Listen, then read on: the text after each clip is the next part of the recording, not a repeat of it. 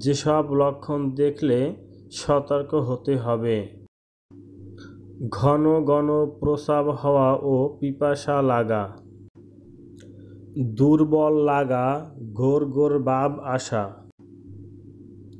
সময় মতো খাওয়া দাওয়া না হলে রক্তের শর্করা কমে হাইপো হওয়া, মিষ্টি জাতীয় জিনিসের প্রতি আকর্ষণ বেড়ে যাওয়া, কোনো কারণ ছাড়াই ওজন কমে যাওয়া, শরীরে ক্ষত বা কাটাছেঁড়া হলে দীর্ঘদিনেও সেটা না সারা, চামড়া শুষ্ক খসখসে ও চুলকানি ভাব দেখা দেওয়া,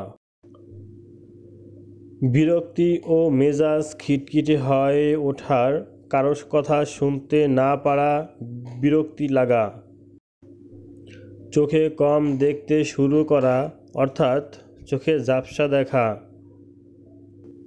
ক্ষুধা বেড়ে যাওয়া।